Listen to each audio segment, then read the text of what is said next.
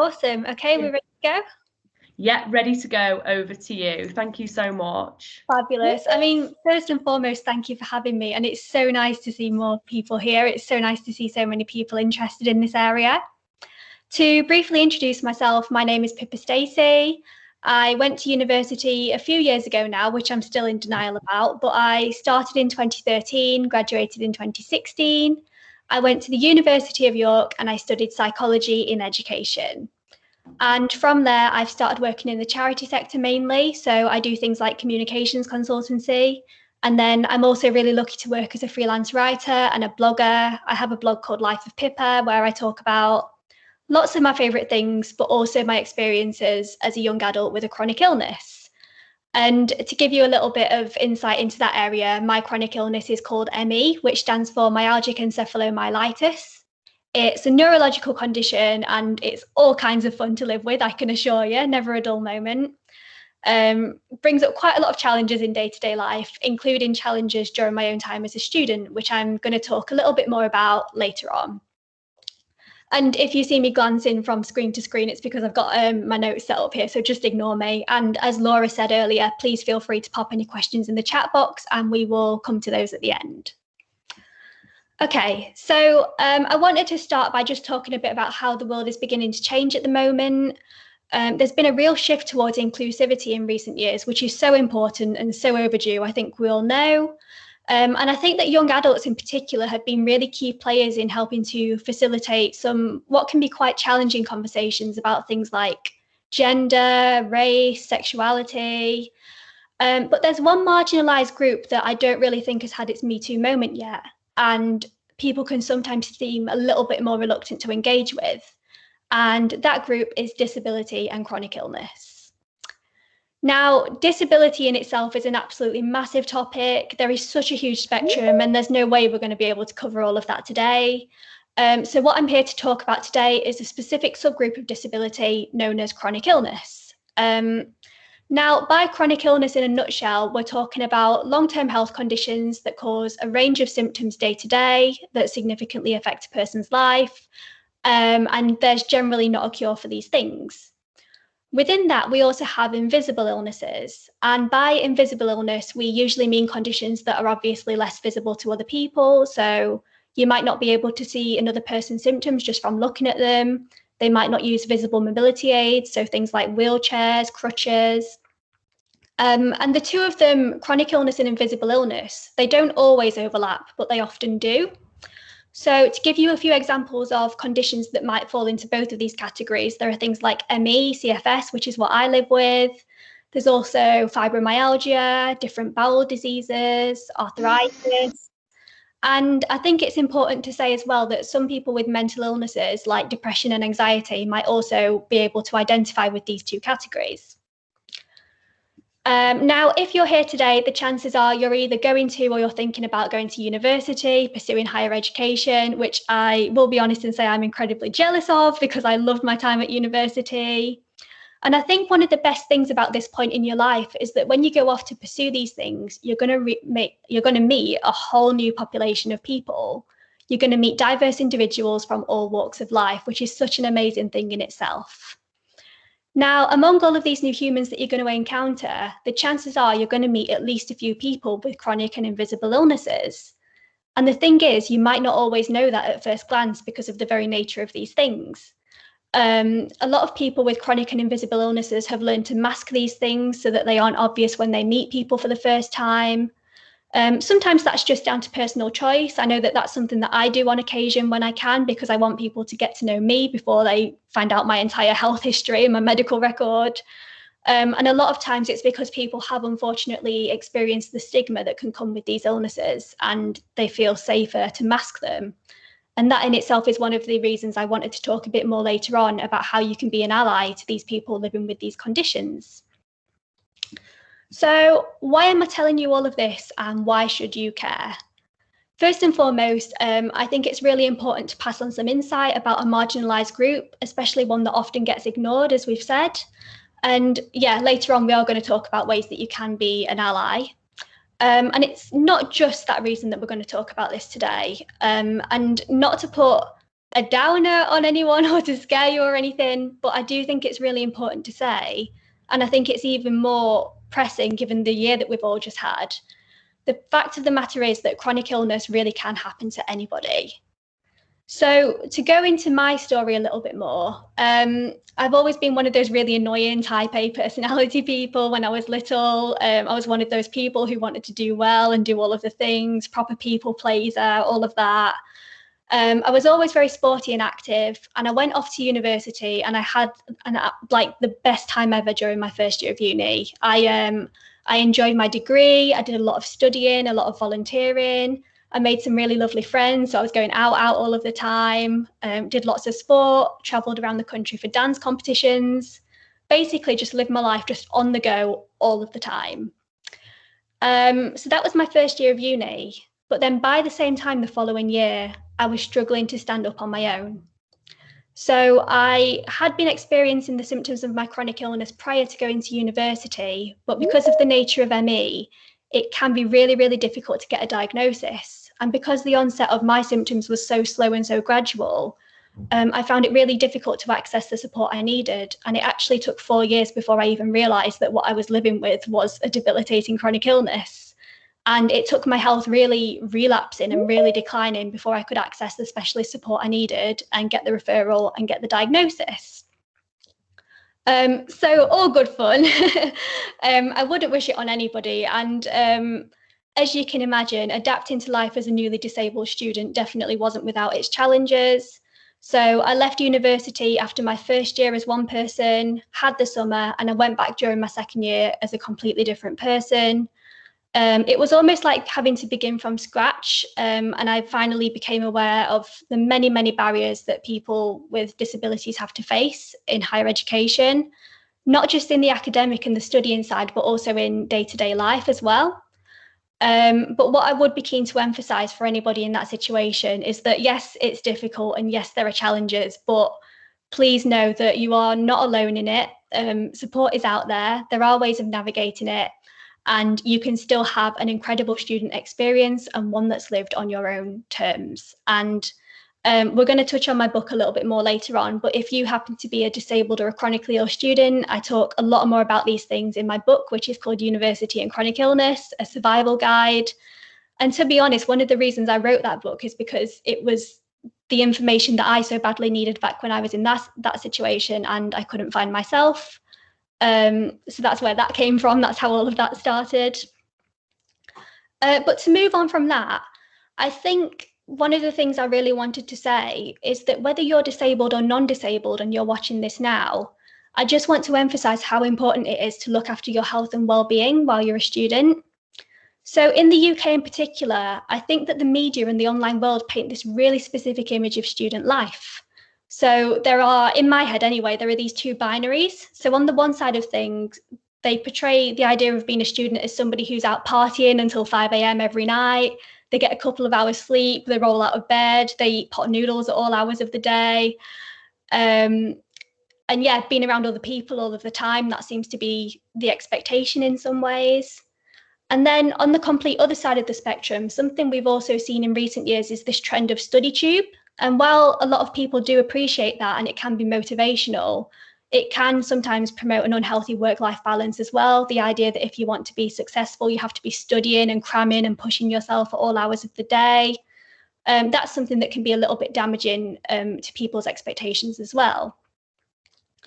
I think all of us here, like all of us know that nobody is going to fall exactly within either of those stereotypes. But I do think that lots of young adults start university with this mindset that they have to do all of the things all of the time, even if it means burning themselves out and sacrificing their health in order to do it. And oh my goodness, please let me tell you, it is just not worth it. Take it from me, it's not worth it. So above anything else, there's no right way to be a student. You don't have to fit into these wild stereotypes that we see in the media and online, because the truth is the majority of people won't be like that either. I personally think, well, no, not even think, I personally know that university is for everybody. So if you do happen to be one of the people who enjoys being around other people at all hours of the day and they want to go out and they want to do all of the things, that's okay. If you don't particularly like that side of things and you prefer much more chilled out socializing, maybe you don't enjoy alcohol and you just want to do your own thing, that's okay too. There's just no specific expectation, and I know that can be difficult to remember sometimes, but it's completely okay to go about student life in a way that works for you and your own situation, all the more so if you're dealing with chronic health issues. Now, all of those statements that I've just said there might seem a little bit obvious, but I think in Freshers Week in particular, when you're going off and you're having this really exciting new time in your life, it can sometimes seem as if you have to be a certain way in order to prove yourself or to fit in with those around you. But let me tell you something in good authority. When it gets to that point in the night out and you're in the club and you're thinking, oh my goodness, this has been fine, but I just want to go home. I just want to get in my bed and put my pajamas on. You will not be the only person in your group who's thinking that exact same thing at the minute.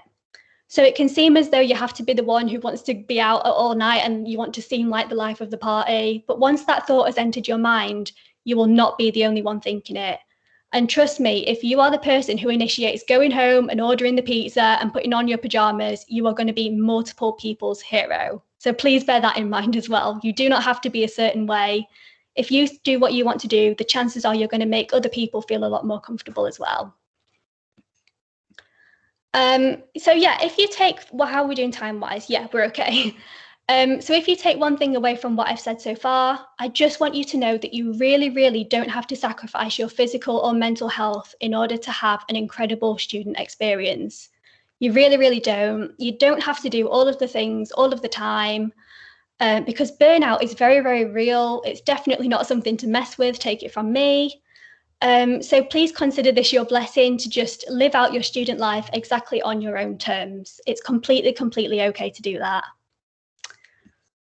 So now that we've talked about that, I wanted to circle back to chronic illness more generally, and I wanted to talk a bit about how you can be an ally towards people with chronic illnesses while you're at university or in higher education. And again, I'm aware that not everybody watching this is going to be someone with a chronic or an invisible illness, but like I said earlier, the chances are you are going to meet somebody with a chronic or an invisible illness during your studies. And I thought this was a really interesting area, so I wanted to put the question out to my own networks. I asked a very simple question online, and I simply said to chronically ill students and graduates, what do you wish the people around you had known during your studies? And I hope that I might get a few tips and a few responses come back. And oh my goodness, I was absolutely overwhelmed by how many people responded to this question. It's clearly a topic that a lot of people feel really strongly about. Had hundreds and hundreds of replies coming in, and I was thinking, oh my goodness, how on earth am I going to condense all of this down into a presentation? But when I started reading through them, the really interesting thing was that they all seemed to boil down to the same few things, which blew my mind. And because of that, it meant that I could condense all of those responses down into 5 key points. And it's a shame because I made a really snazzy PowerPoint to share those points, but my technology isn't having any of it today. So I'm going to pass on that PowerPoint to Laura. I'm just going to talk to you about it now, and I will send that your way later. But yeah, so the question was, what do you wish the people around you had known during your studies? And here are the 5 things. So number 1 is keep inviting us, but don't be offended if we can't make it. So a lot of the time, people with chronic illnesses might say yes to plans, but they might get nearer to the time and realise that they don't feel well enough to join in on that occasion. Or sometimes if they know that an event or a plan isn't going to be accessible for them and their condition management, they have to say no. So it does mean that people with chronic illnesses can end up saying no to plans quite a lot, which in itself can be quite difficult. But what they wanted people to know is that even if someone with a chronic illness is having to say no a lot, they don't want to stop being invited to things. So it's important to keep reaching out because there will be occasions that come around where they can join in. And by keeping on inviting them, it's going to make sure that they don't end up isolated simply because they can't join in with everything.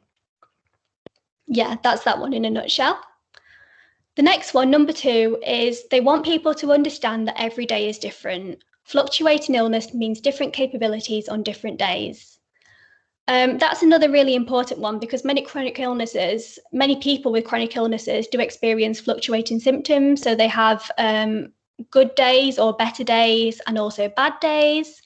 So what a person is capable of on any given day will vary. The symptoms they're experiencing on any given day will vary. So just because you see somebody on one particular day doing one particular thing, it doesn't necessarily mean that that's something they can do every day or do consistently. So it's really important to be able to take each day as it comes, whether that's you as a student with a chronic illness or just recognizing that somebody you know with a chronic illness does have to take it a day at a time and just work around whatever health they have at their disposal on that day, I suppose, I think is the right way to put it. Number 3 is a little bit more of a contentious one, and I think it's something to take with a pinch of salt and interpret quite carefully depending on the situation. But number 3 is don't be afraid to respectfully ask questions, because often it's better than making assumptions. So the general consensus with this one seemed to be that people with chronic illnesses were comfortable with the people around them asking questions as long as they did that in a respectful and a mindful way. I think it is important to say that not everybody with a chronic or an invisible illness will necessarily be comfortable talking about their situation. It might not be something that they want to disclose or something they want to highlight. If, on the other hand, you do have a friend with these conditions and it's something they talk about quite openly, it can actually be a really validating experience when the people around you ask to learn a little bit more about what you're experiencing, perhaps ask how they can be supportive and how they can be a good friend to you. So I think judge the situation as you see it in front of you, and don't be afraid to, if it feels right, to ask questions and reach out, because that can be a really powerful thing for both parties as well. Number 4 is a really important one, and that is to listen to and respect our boundaries. And that covers a whole range of different things. So one that did come up a lot in this respect was alcohol. Somebody with a chronic illness might drink or they might not. Even if they do drink, they might have to be quite careful with how much they drink. Often we have to be more aware of our limits than non-disabled people, because we have to regulate our health and manage our conditions quite carefully. And when that's the case, the last thing that somebody wants is somebody egging them on to do more than they can, even if it's in a really jokey, light-hearted way, like, oh, go on, have another one. While things like that are often said with the best of intentions, it's usually one just to steer away from, to be honest, something that's best not to go into. But then on the complete flip side of that one, boundaries also comes into play with day-to-day life, so things like time management and study methods. So the way that somebody with a chronic illness might go about their studies might look a little bit different to the way that other people go about their studies. Again, pacing is really important. They might have to be quite selective with the work they choose to engage with and what gets more of their time and attention. It's really important to respect that people do things one way, and while you might not do things that way yourself, and you might not necessarily understand it, it seems obvious, but just having respect and appreciation for that is really important as well. It's really important not to invalidate other people's experiences. And obviously, I think that rings true way beyond only chronic health and health issues as well. Finally, number 5 is that there is lots of variability even within the same illness. So just because somebody you know experiences it one way, it doesn't mean that everybody with that illness experiences it the same. This is one that rings true for me in particular. If there's anybody here watching this who's familiar with ME, you might know that within ME, just as one illness, there is an absolutely massive spectrum of how people experience it. So on the milder end of the spectrum, people can usually live quite an independent life with support, whereas on the severe end of the spectrum, people are incredibly unwell, and a lot of the elements of typical day-to-day life are completely out of the question. And in the sense of university, something that can happen sometimes is, let's say hypothetically, there's a student with fibromyalgia that you meet. You might think, oh, so-and-so's uncles, cousins, dads, goldfishes, something or other, also has fibromyalgia, and they do this, this, and this. They can do this, and they were helped by this. So the same must hold true for this person as well, and I should tell them all of these things. And again, it might seem obvious, but that's really, really not the way to go about it, because there is so much variability within chronic illness, not just the medical side, but the way that people live their lives as well. So even if you are feeling like you want to give advice or share those experiences with the best of intentions, I think the most important thing is to just look at each person as an individual and listen to them with empathy, be mindful of what they're sharing, and to, wherever possible, avoid comparisons with other people, because chronic illness is such an individual thing, and it's so important to respect that, especially in an environment like university. Okay, we're doing okay time-wise. So those were the 5 tips, and like I said, I will share that presentation with Laura so she can pass that on to you.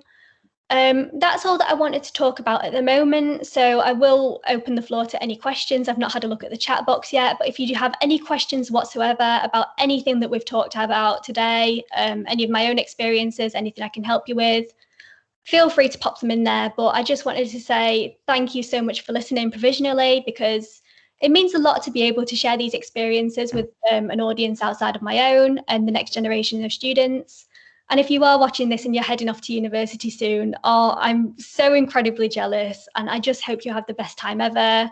Look after your mental and physical health and just really enjoy the experience.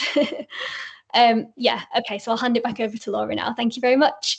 Thank you so much, Pippa. Thank you so much. And I just wanted to say at this point, Pippa has a book, which I always get the title mixed up the wrong way, so I do apologise if I say it wrong. So it's Chronic Illness in University, A Survivor's Guide. Have I said it right? Nearly. Nearly. I've not done it right.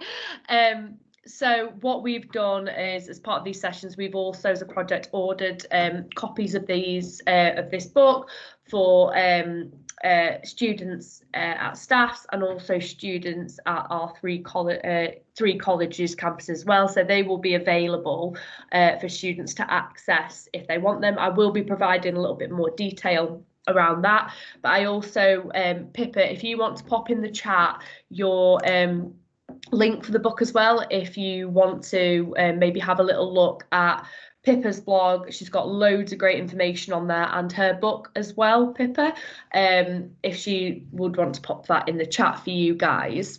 Thank you very much. It's all very quick. I'm rubbish at tech stuff. So thank you so much. So I have a couple of questions, but I also wanted to open it up if anybody, I know we do have some students in the room as well, had any questions specifically for Pippa, whether they had any questions they wanted to ask in regards to Pippa's experience and how she managed kind of navigating university, or any other questions from staff members, maybe in consideration to how within kind of student support we can look to ensure we are supporting chronic illness. So I'll let you guys either raise hands or pop them in the chat, but I guess I'll start off with one question, Pippa, if that's okay. How do you think say peers at university that maybe don't have a chronic illness can be the best ally that they can in regards to supporting other peers that might have a chronic illness? Do you have any advice for kind of really being an ally in that environment, say if that's somebody in your house that's got chronic illness or in your course, just so you're aware? What do you think are the kind of things that you can do to best support that person? Yeah, that's a good question. I think being proactive is the most important thing. So like just listening to the person as an individual, showing that you are willing to listen and you are willing to support them so that they feel able to be open about their situation, talking about their health issues, talking about any specific barriers that they might face at university. Because often a lot of the barriers that exist at the moment can be overcome, but it can be quite a draining process in itself. So having non-disabled students who are willing to stand with you and to talk about these things and to help you advocate and access the support you need. It's such a simple thing in practice, but it's things like that that can make all the difference.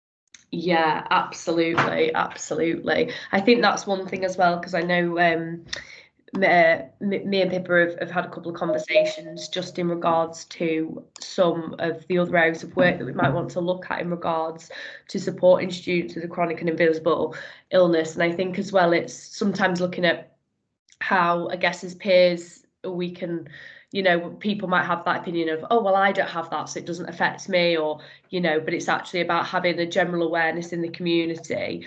And yeah, I guess as well, one of the other questions I had, and I don't want to take up the whole floor with me talking, because that's quite, you know, that's not great for anybody, but how, I don't know whether this, I guess this is something through maybe some like my own personal experience and through family members having chronic illnesses, of maybe statements of disbelief from others, that maybe they don't believe that they have a chronic illness, or they don't believe their symptoms, for example. So if it's down to things like fatigue or tiredness, they can be misunderstood as being really lazy, or they could be understood as they just basically can't be bothered to go and do X, Y, and Z. And that's just through stories that have, like, my family have kind of told me from that. How do you deal with, is that something that you think does happen? That might just be my family. Is that something you think does happen? And if you know that does happen, how do you kind of counteract or kind of maybe deal with the instances where, if that is coming up and you maybe feel like that those symptoms aren't believed, or they're maybe a little bit misunderstood, if that makes sense, Pippa? Yeah, it's it's something that I struggle with on an ongoing basis, and it's something I've not got quite down yet. Yeah. Ultimately, it's a case of just having to, I really don't like the term raise awareness, because it can sometimes feel a little bit empty, but I really do think it's a process of raising like accurate awareness of different chronic conditions, which for so long have been so misunderstood. Again, ME is a classic example. A lot of people think it's psychosomatic still, which isn't ideal. So I think, yeah, on the one side, there's that, and I think there's a lot more work that needs to be done in that area. But on an individual thing, I think it's important to just be able to succinctly explain how your illness affects you in a very real and very physical way. So with ME, for example, if somebody doesn't know, I say I have a neurological condition which affects the way that my body produces energy, and it means I find it difficult to do this and this. And something that I try and say as well, that even though I want to try my best and I try to push myself, that doesn't always translate into the way that my body works and functions. So I think it's really valuable to just have a think about how you might be able to succinctly explain that. So if that you do find yourself in that situation, you have something kind of almost on standby and ready to say, I think is the best way of dealing with it day to day. Yeah, and I guess that comes from having confidence as well around kind of addressing that, and feeling confident enough to say, oh, well, you know, actually this is what my condition is and this is how it impacts me, and having a lot of kind of clarity around that. And I guess it's something that probably comes with a lot of things, doesn't it? And actually, by using that time to, as a chance to inform somebody, can be really useful as well as an opportunity for education in that area. Yeah, and it definitely gets easier with time, just for the benefit of anybody listening to this who might be new. It definitely gets easier with time, trust me. Yeah, absolutely. And sorry, I've got another question. I've got so many questions. What would you say the main differences are? Well, what in your experience, from say being a student in the first year without a chronic illness to a student in the second year with a chronic illness, what would you say were the main kind of changes, if there were any? Was that in regards to your environment? Was it in regards to support? What did you find maybe kind of really changed in your university experience in that time? For me, I think the biggest difference, if it makes sense, is kind of in mindset. So in my first year, because I wasn't having to contend with all these health issues, I could live life quite spontaneously. I could do what I wanted when I wanted. Whereas in my second and third year, I was much more deliberate and intentional with how I spent my time and energy. So I had to think about things a lot more carefully. And whilst I did lose some of that spontaneity and some of that autonomy, and another really frustrating thing as well was that I did have to spend more of my valuable energy advocating for myself and accessing support. Whilst it was challenging in that sense, I did, again, it gets easier with practice, just to reassure people. And even though it was challenging, once you get to grips with that and you learn how to use your energy more intentionally, I actually think it makes you appreciate things a lot more. So I did manage to really enjoy my second and third year just as much as my first year in the end. It was very, very different, but I still look on my overall university experience as something really positive, something I miss, which you might have picked up on from the amount I've gone on during this time.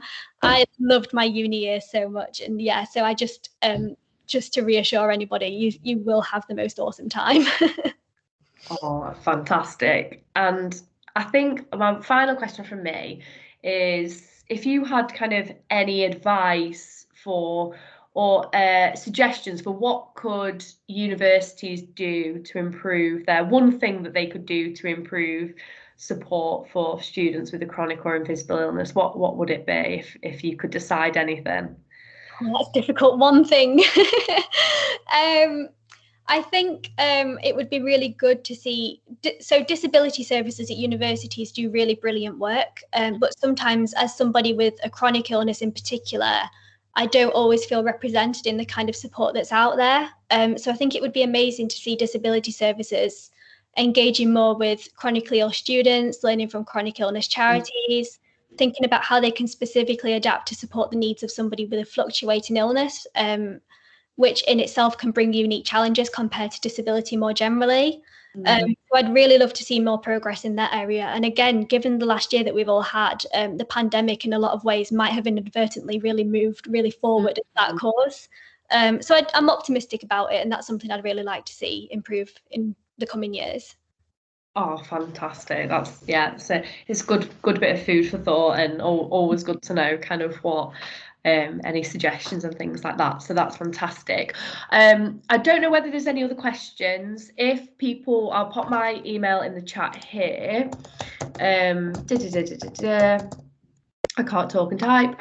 Kendall1.ac.uk. If anybody has any questions or further support questions in regards to accessing support at university, please do just pop me an email and I can get you in the right direction and hopefully give you some advice.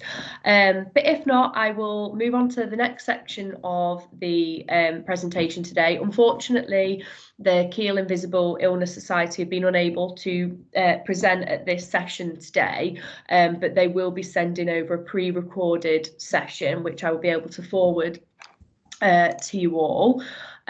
So the next couple of bits of tips that I've got is from our other project officer on the Start to Success project, Anne, who's just shared with us some tips for transition with a chronic illness through her personal experience, and also some tips for staff as well. So I'm just going to share my screen and get those on there. And again, bear with me. I might still be sharing a screen. Oh, I'm not. That's okay. And it's probably going to do that thing now where it's going to pop up of, oh, hello. It's my emails. That's great, isn't it? Has a video. Oh, has a video popped up on your screen? Anybody? Yes, yeah. Yeah. Fantastic. And you should be able to hear it. If you can't hear it in the first couple of seconds, can somebody just shout out for me if possible? So I'm going to start this now, and this is transition to university. So I thought I'd just share with you some things that I found really useful when I was transitioning from sixth form into university. So my first thing was attending open days were a real big eye-opener, and I found them really useful because sometimes I'd walk onto some campuses and feel like, yes, I could see myself here. And other campuses I walked onto and I just vibe and felt like I wouldn't feel suited and comfortable at that university. So open days are really great for that, to like see if you feel like you could fit into that university. It's also a really good idea if you are planning to live on campus in halls, just to check out the halls and make sure that the rooms are suitable for and meet your needs as well. I also really recommend meeting the student services team as well. So from my own experience, I did have a bit of a mixed bunch of meetings with student service teams. So there were some teams that were really great. They really put me at ease that, you know, the university could support me throughout my time there. And unfortunately, I did meet some student service teams that they just weren't that great. So it is really, I think it is really useful to kind of meet those people because they're going to be the ones that hopefully support you throughout your university journey. I also recommend trying to apply for DSA as early as possible. It is a bit of not the easiest process, but at the end of it, you can end up, depending on your needs-based assessment, get some really useful equipment and support from it. So, for example, I got a note taker, some counselling support. They contribute towards some equipment as well, like laptops, a good chair and whatnot. So I do really recommend applying for DSA as early as possible, and with the university you're going to, they should help and support you to apply for this process as well. So the university I was going to helped me, and luckily it was all in place before I even started my degree. So they should support you with that process. And finally, attending any sort of pre-fresher events. So the university I went to for my undergrad put on events specifically for people who are accessing disability support, which was really good because these events were before the mass of students came onto campus, so it was a bit more quieter. So it gave me a bit of a chance to kind of become a bit more familiar with the university, find out where things are. I also got to meet new people who were, I felt like, more like me, which I didn't really get at sixth form. And it's a great way just to meet the people that will be supporting you throughout your university journey as well. So if those events are on offer, I really do recommend attending them as well. Did you all hear that? Someone shout Yes. out. Yes. Thanks, Yes. Gary. Thank you. I'm just going to share the next one, if you bear with me one moment.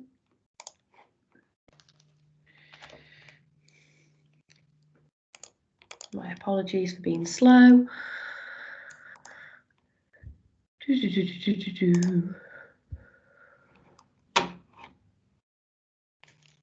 Don't want this one.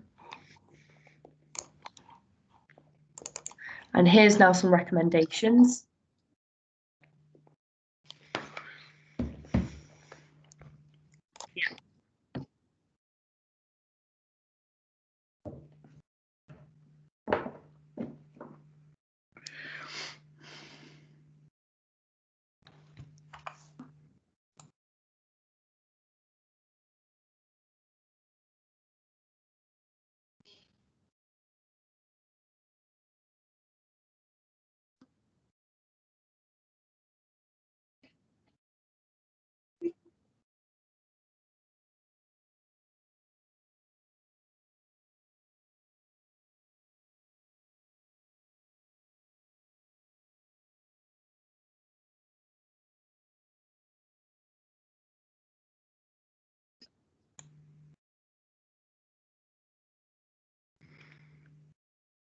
Laura, can't hear anything.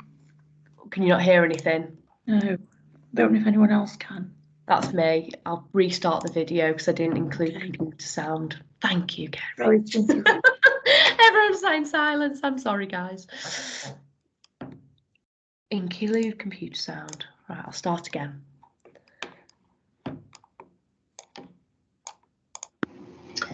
So I thought I'd just share some recommendations with you about how to support students with chronic illnesses. And these recommendations are purely based on my own experience when I was at sixth form. And these were just things that I found useful from staff. So the first one is just having a bit of a basic understanding of the chronic illness. So you can find this sort of information out on the NHS websites that have good, reliable information on there, or just asking the student about their chronic illness and how it affects them. And the reason I say this one is because when I was at sixth form, I remember one comment from a staff saying, "Oh, you just get tired, you struggle to get out of bed in the morning."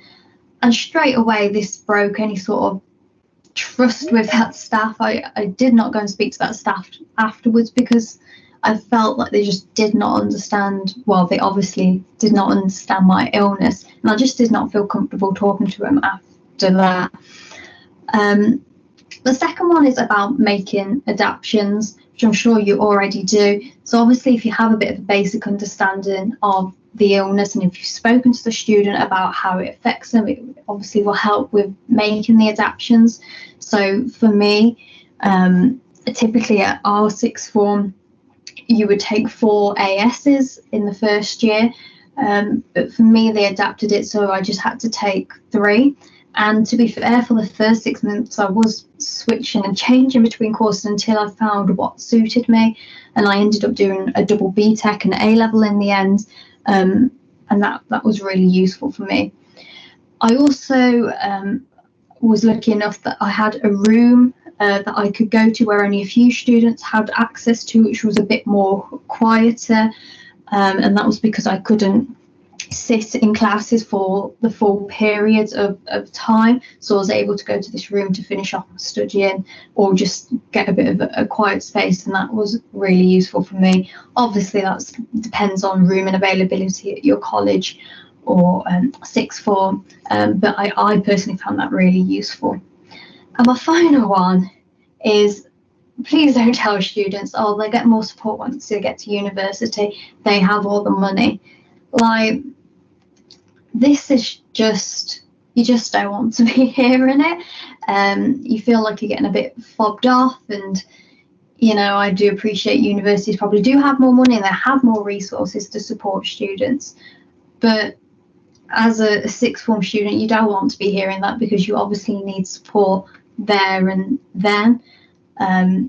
So yeah, that really bugged me when I was at sixth form. So I really do recommend not saying that to your students, but I'm sure you don't. So yeah, they were just a few little recommendations that, you know, I found useful when I was at sixth form. So hopefully that might help you as well. Fab. I'll stop sharing my screen. You'd think I'd be really streamlined at this now, wouldn't you? So that's just some of the information from Anne, one of the project officers on the Start Success project. And again, if you have any more specific questions for Anne, please just feel free to pop me an email and I can circulate that back to her. So again, that brings us to the end of the information sharing from our guests today on the session. So if anybody has any other questions or thoughts, either from a student perspective or from a staff perspective, please feel free to ask them questions. I do appreciate that potentially some of the questions that people may have, they might not want to ask in a room full of people. So please do use my email to contact me after this session. I'll be following up with, we're going to edit the recording of the presentations, so any staff or students that haven't been able to attend this session today, that will be circulated to those. And again, I'll be providing a little bit more information on the book, Pippa's book as well, that will be available to have a look at and for students and staff to access as well. And again, any other questions that anybody has to bring through would be great, but I appreciate that it's not always easy. Kirsty, are you with students again? I'm drawing on Kirsty again because I believe she's got students with her. She might not be able to hear me. I did see her before, but she had a room full of students yesterday, so she's probably in the same position again, and she's got a microphone cut off, so I'll leave Kirsty Kirsty be today. I won't kind of force her into the spotlight like I did a bit yesterday. So thank you so much. We finished a little bit earlier than the hour, so I will give you time back. It is an afternoon after all, and yeah, thank you so much for attending this session.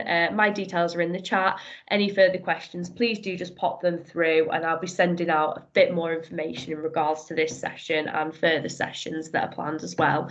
So I'm just check, because I've seen something come up on the chat, but it might be something from before. Oh yeah, it's a thank you from Pippa. So yeah, thank you so much, guys, and I'll be in touch soon. Thank you very much for joining. Take care. Thank you. Bye.